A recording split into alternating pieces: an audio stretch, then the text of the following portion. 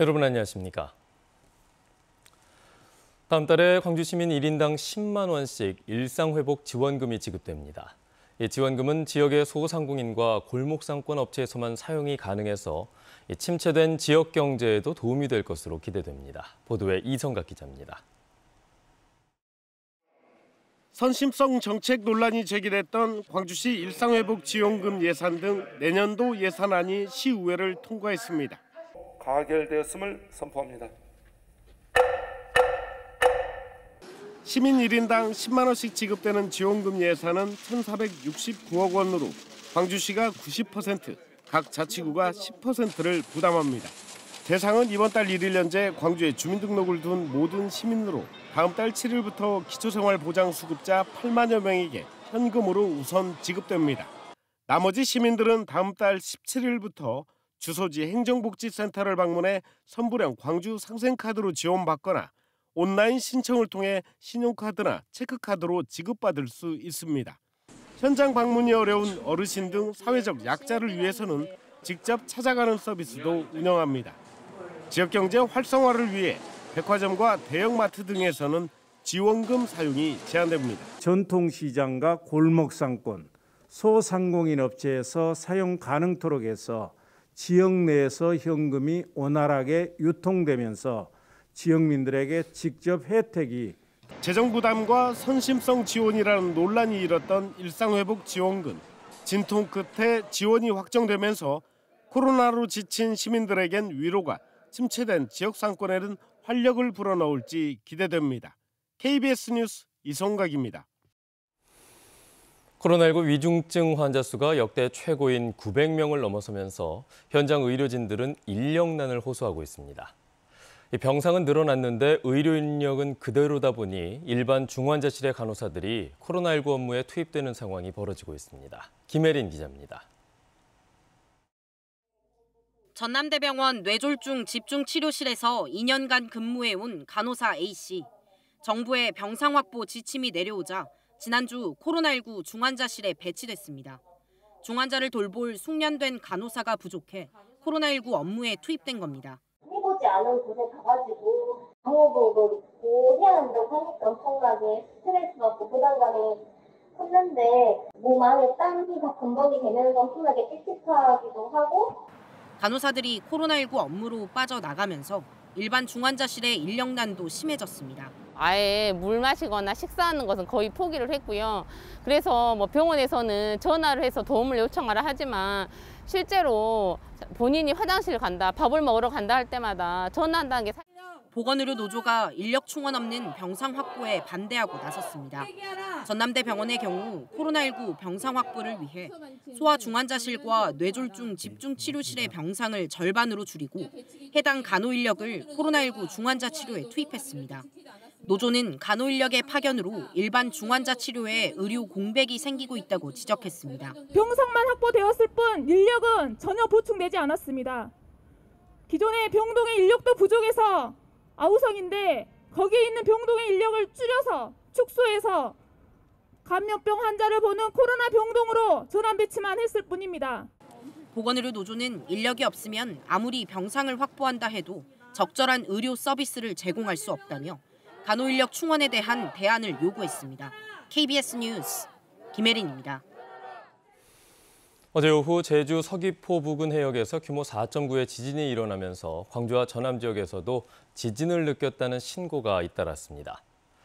특히 제주 해역과 인접한 전남은 목포와 여수, 해남 등지에서 119 신고가 37건 들어왔으며 광주에서도 지진을 느꼈다는 신고 2건을 비롯해 소방본부로 20여 건의 문의 전화가 걸려왔습니다. 이번 지진으로 전남 지역은 멈춰 있는 차가 약간 흔들리는 정도인 진도 3위, 광주는 건물 위층에 있는 소수의 사람만 느낄 수 있는 정도인 진도 2의 지진이 관측됐습니다. 3명이 숨진 여수 국가산업단지 폭발 사고의 원인을 밝히기 위한 1차 합동감식이 어제 진행됐습니다. 업무상 과실치사 혐의로 수사 중인 경찰도 공장 관계자 등을 불러서 조사하는 등 본격적으로 조사에 착수했습니다. 보도에 김정대 기자입니다.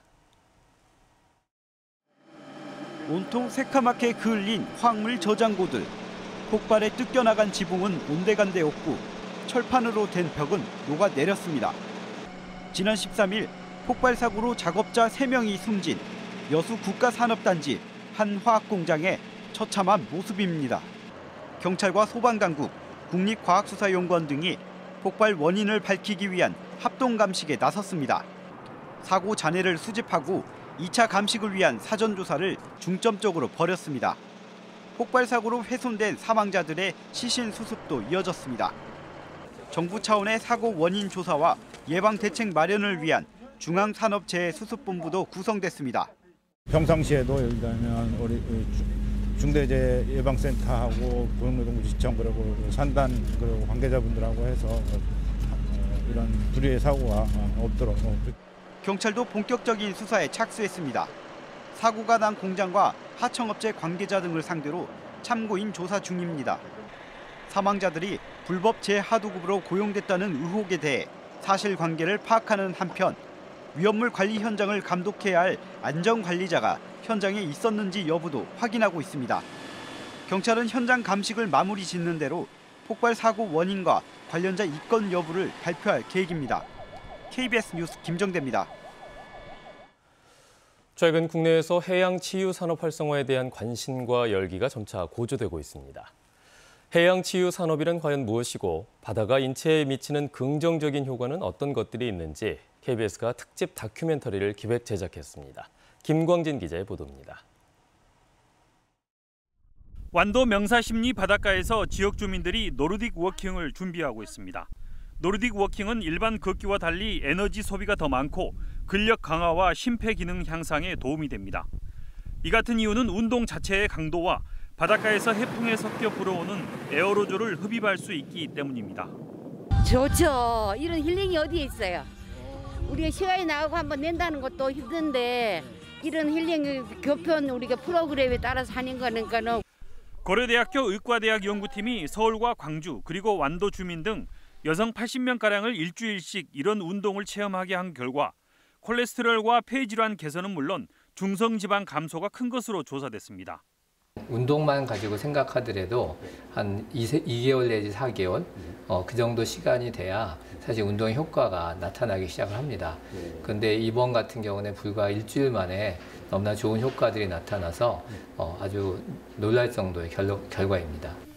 해양치유는 바닷가의 해풍 등 기후나 소금, 갯벌 그리고 수산물 등을 이용해 사람의 질병을 개선하는 것으로 독일 등 유럽은 100년이 넘는 역사를 간직하고 있습니다.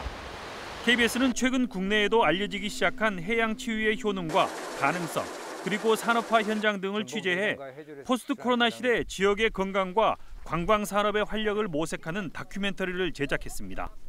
그동안 해양치유에 관심이 없었을 뿐이지 삼면이 해양인 국내에서도 해양치유는 아주 중요하고 미래의 치유 활동에 도움이 되는 행위라 할 수 있겠습니다.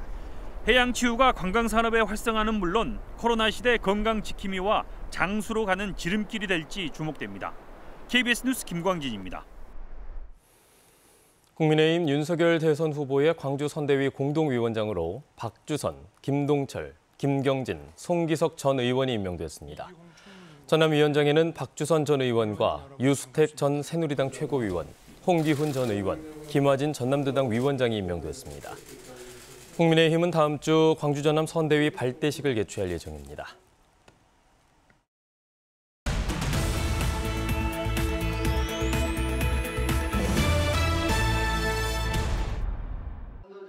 광주시 북구가 한국에너지재단과 업무 협약을 맺고 매년 400세대 에너지 취약 가구에게 최대 300만 원 상당의 물품을 지원합니다. 지원 내용은 고효율 보일러 교체와 냉방기기 지원 등이고 주거 환경이 열악한 가구에 대해서는 도배와 장판도 실시할 예정입니다. 구례군이 지난 8월 홍수로 섬진강이 범람해 이재민 1,100여 명과 1,800억 원의 재산 피해가 발생한 내용 등을 기록한 2020 섬진강 수해 백서를 발간했습니다. 백서는 정부 기관과 수해 관련 단체 그리고 피해 마을 등에 배포될 예정입니다.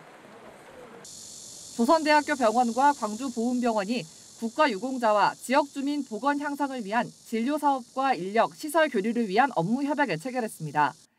양 병원은 특히 응급 중증 환자 치료와 국가적 감염 상황 대응을 위한 연계 시스템 구축과 같은 공공의료 증진 사업도 적극 협력할 예정입니다. 순천시가 순천역 광장에서 코로나19 확산세 감소와 방역 동참 분위기 조성을 위한 연말연시 이동 모임 자제 캠페인을 실시했습니다. 순천시는 코로나19 최대 유행 상황으로 오미크론 변이 바이러스 확산 속도가 매우 빠르다며 개인별 방역 수칙을 준수하고 불필요한 모임과 다른 지역 방문 자제를 당부했습니다. 지금까지 단신 브리핑이었습니다. 네, 다음은 희망 2022 나눔 캠페인 이웃 돕기 성금을 보내주신 분들입니다.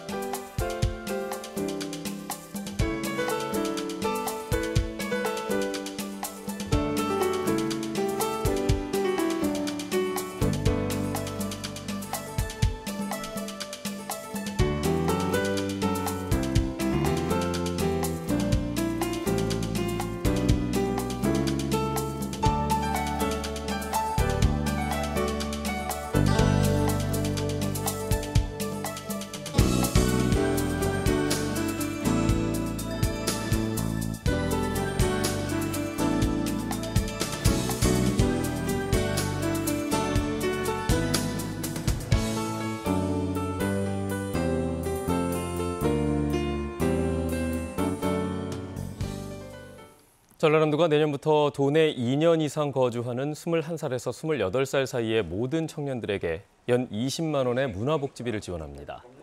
지급 대상은 시행 첫 해인 내년에는 21살로 시작하고 매년 한 살씩 하향 확대해서 2024년부터는 19세부터 28세의 청년들이 매년 20만 원씩 최대 10년간 받게 됩니다. 문화복지비는 체크카드 형태로 유흥업소와 백화점 등을 제외한 도내 모든 업종에서 사용할 수 있습니다. 제3회 대동 전통문화대상 시상식이 국립아시아문화전당에서 열렸습니다. 어제 열린 시상식에서 문화유산 분야에는 향토사학자 김학근 씨가, 미술 분야에는 도자공예가 조재호 씨, 공연 분야에는 민속예술인 조오환 씨가 대상으로 선정됐습니다. 대동 전통문화대상은 전통의 맥을 잇는 장인들을 격려하고 고귀한 문화유산의 가치를 널리 공유하기 위해 2019년에 제정된 상입니다.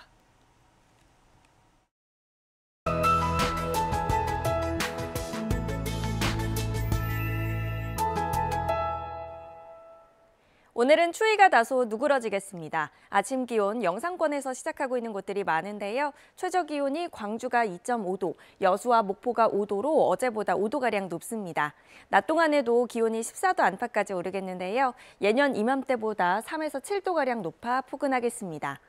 추위는 주춤하지만 다시 공기가 탁해지겠습니다. 오전에 국외에서 미세먼지가 유입이 되겠는데요. 초미세먼지 농도, 광주는 종일 나쁨, 전남은 보통 수준 예상되지만 전남 지역도 내일은 농도가 짙어지겠습니다.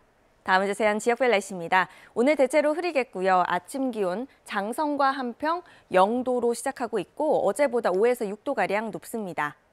한낮 기온은 광양 14도, 순천 15도까지 올라 포근하겠습니다.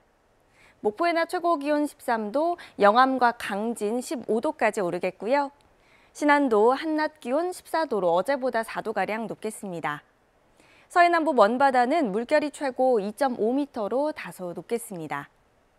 내일은 새벽부터 오후 사이에 5mm 안팎의 비가 조금 내리겠고요. 금요일과 일요일에는 눈이나 비가 내리겠습니다. 기상정보 전해드렸습니다.